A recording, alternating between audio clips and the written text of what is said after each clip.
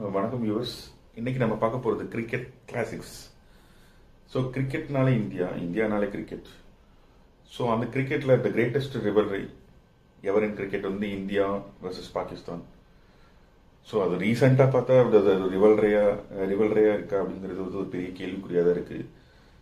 Because நம்ம கண்டினியூஸாக வந்து மென்ஸ் கிரிக்கெட்லேருந்து விமென்ஸ் கிரிக்கெட்லேருந்து அண்டர் 19 கிரிக்கெட் டீம் எல்லாமே வந்து பாகிஸ்தானை போட்டு சாப்பிட்டு எடுக்கிறாங்க.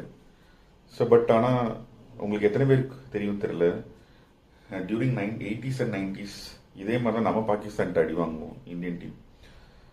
ஸோ நம்ம அந்த ஷார்ஜாவில் ட்ரை சீரிஸ் நடக்கும், ஹோமில் பாகிஸ்தானில் எங்கே போனாலும் வந்து இந்தியா மேக்ஸிமம் தோக்க தான் செய்யும்.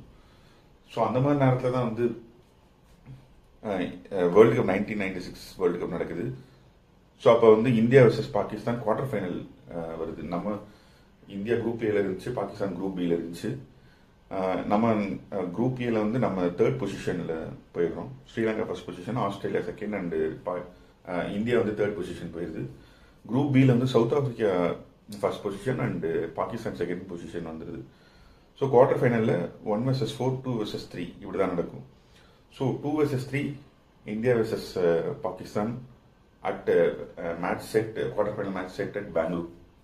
ஸோ என்ன நடந்து, ஸோ நான் ஆல்ரெடி சொன்ன மாதிரி ஸோ அந்த டைமில் வந்து பாகிஸ்தான் வந்து பெரிய டாமினேட் பண்ணிக்கிட்டு இருந்தாங்க இந்தியாவை. ஹெட் டு ஹெட்டில் பார்த்தீங்கன்னா அந்த டைமில் அரௌண்ட் 50 க்ளோஸ் டு 60 மேட்சஸில் க்ளோஸ் 40 மேட்சஸ் வந்து பாகிஸ்தான் வந்து ஜெயிச்சிருப்பாங்க in ODIs. And around 15 to 16 matches தான் இந்தியா ஜெயிச்சிருக்கும். ரிமைனிங் ஒரு 3 or 4 மேட்சஸ் வந்து without result due to rain. So அந்த மாதிரி ஆயிருந்திருக்கும். ஸோ இந்த மாதிரி சுச்சுவேஷனில் வந்து இந்த மேட்ச் வந்து ஒரு பாகிஸ்தானிஸ்லாம் அவங்க வந்து ரொம்ப ஓவர் கான்ஃபிடென்ட்டாக தான் இருந்தாங்க, கண்டிப்பாக வந்து நம்ம இந்தியாவை ஜெயிச்சிருவோம் அப்படின்னு சொல்லிட்டு. இந்தியன் ஃபேன்ஸ் வந்து பெரிய நர்வஸாக இருந்தாங்க. பட்டு எல்லாருமே வந்து அப்போ வந்து 90ஸ்னாலே வந்து அதுவும் மிட் 90ஸ்லாம் வந்து நம்ம டீமில் சச்சின், அசருதீன், அது மெயினாக சச்சின், அவர் அவுட், அவரை நம்பி தான் வந்து ஃபுல் டீமே இருந்துச்சு. ஸோ மேட்ச் ஸ்டார்ட் ஆச்சு. So Sidhu and Sachin opening பண்ணாங்க. ஸோ அவங்க ஒரு நல்ல பார்ட்னர்ஷிப் கொடுத்தாங்க, close to 100 runs in 20 overs. So அப்போ சச்சின் அந்த நேரத்தில் வந்து சச்சின் அவுட் ஆகிறாரு. சச்சின் அவுட் ஆனோடனே ஐயோ என்னடா இருந்த அவர் தானே எப்பயுமே நமக்கு ஒரு பெரிய ஹோப், அவர் அவுட் ஆகிட்டாரு அப்படின்னு சொல்லி நினச்ச சமயம் வந்து சித்து வந்து ஒரு சூப்பரான இன்னிங்ஸ் விளாண்டு 93 runs அடித்தார். தென் சித்து அவுட் ஆகிட்டாரு. ஸோ அதுக்கப்புறம் அசாருதீன், வினோத் காம்ப்ளே எல்லாம் வந்து ஒரு குயிக் 20 runs அடிப்பாங்க. ஸோ நம்ம சஞ்சய் மந்திரிக்கர் இப்போ கமெண்ட்ரியில் வந்து இருக்கார்ல, ஸோ அவர் ஒரு பயங்கரமான ஒரு கிரேட்டஸ்ட் நாக் விளாடுவார். 43 பாலுக்கு 20 run அடிச்சு அவுட் ஆகிட்டு போயிடுவார்.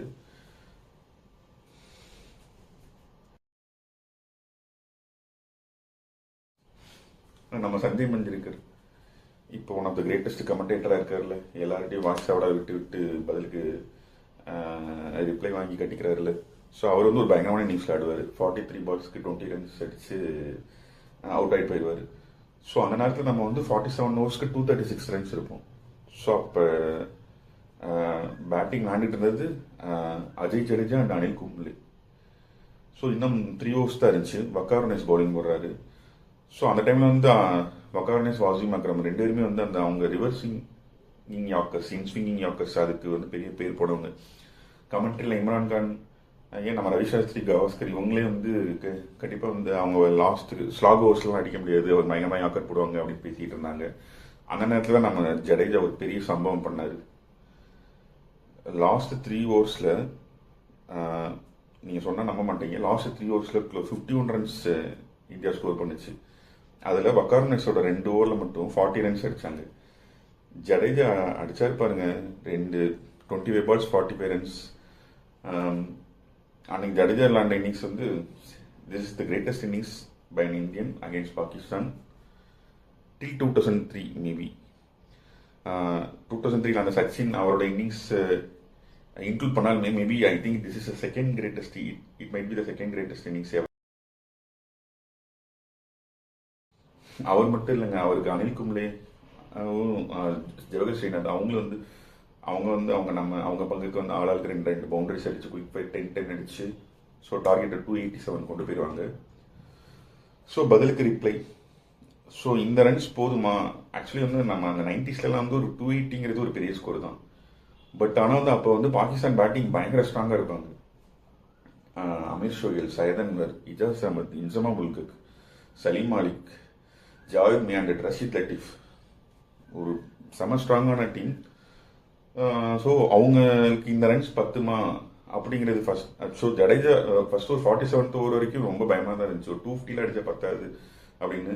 ஸோ ஜடேஜாவோட ஒரு கிரேட் இன்னிங்ஸ் வந்து நம்ம கான்ஃபிடன்ஸ் அதிகமாக இருந்தாலுமே ஸோ அவங்க ரிப்ளை எப்படி கொடுக்க போகிறாங்கன்னு ஒரு டென்ஷனோட தான் மேட்ச் போச்சு. So Pakistan batting தொடங்குச்சு.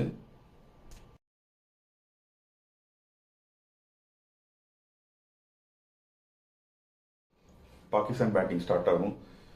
அப்போ அடிக்க ஆரம்பிப்பாங்க. அமீர் ஷோயலும் சையத் அன்வரும் விட்டு அடி பொழப்பாங்க.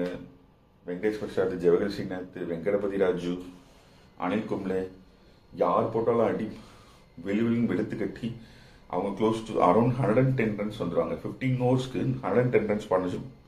யோசித்து பாருங்க, இந்த டைம்லேயே வந்து 15 ஓவர்ஸ் 110ங்கிறது ஒரு பெரிய ஸ்கோர் தான். ஈவன் T20லேயே வந்து ஒரு 15 ஓவர்ஸ் 110னா இன்னும் 5 ஓவர்ஸ் 60 அடிச்சா 170 வந்துடும், நல்ல ஸ்கோரு அப்படிங்கிற மாதிரி இருக்கும்.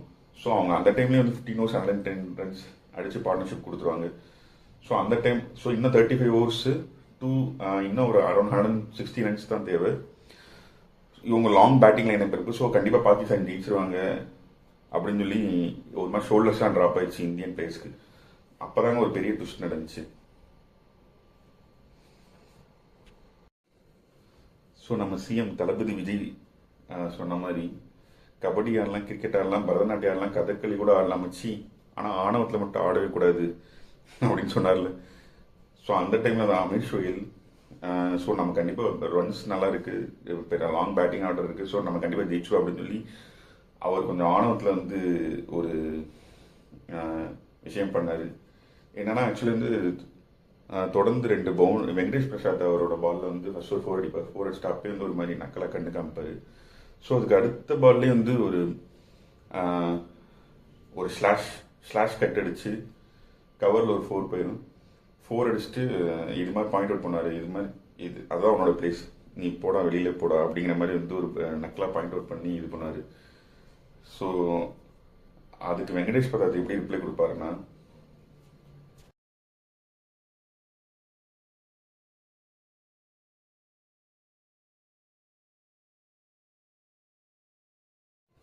ஸோ சும்மா விடுவார் நம்மால். சரி, வெங்கிக்கு வந்தது கோபம், வருவார் போடுவார். இவர் அடுத்த பால்லே அதே மாதிரி சும்மா கண்ணை மூடிட்டு சுற்றுவார், போடுவார். அடுத்த பால்ல போல்டு. ஸோ அப்போ அவர் பதிலுக்கு ரிப்ளை பண்ணி வந்து நீ முதல் வெளியில் போடா, நீ முதல் ட்ரெஸ்ஸிங் ரூம் போடா அப்படின்னு சொல்லிட்டு வந்து ஒரு ரிப்ளை கொடுப்பாரு பாருங்க. இதெல்லாம் வந்து ஒரு கூஸ் பம்ப்ஸ் மொமெண்ட்டுங்க. இதெல்லாம் நான் எனக்கு இன்னும் அவருக்கு நான் ஸ்கூல் படிச்சுட்டு இருந்தேன். 5th or 6th கரெக்டாக ஞாபகம் இல்லை, படிச்சுட்டு இருந்தேன். ஸோ இதெல்லாம் பார்க்குறப்ப அப்படி வந்து புல் அரிச்சிச்சு, அது இன்னும் அப்படி ஞாபகம் இருக்கு. ஸோ இந்த இன்சிடென்ட்டோட வந்து அப்படியே மேட்சே அப்படி டர்ன் ஆயிடும்.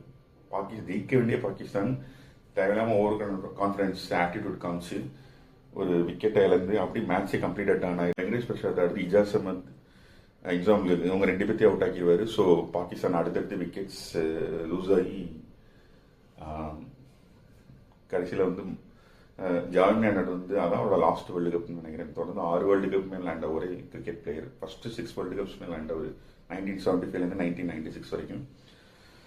ஸோ வந்து ஒரு 64 பாலுக்கு 38 ரன் ஒரு டெஸ்ட் மேட்ச் நீ விளையாண்டுட்டு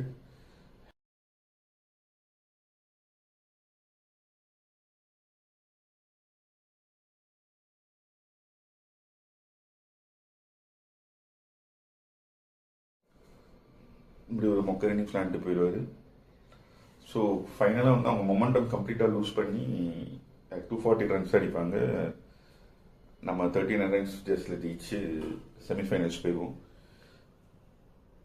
ஸோ இந்த வீடியோ உங்களுக்கு பிடிச்சிருந்துச்சுன்னா லைக் பண்ணுங்கள், ஷேர் பண்ணுங்கள், சப்ஸ்கிரைப் பண்ணுங்கள் ஃப்ரெண்ட்ஸ். தேங்க்யூ. வீட்டில் அந்த இடத்துல அந்த லொக்கேஷன்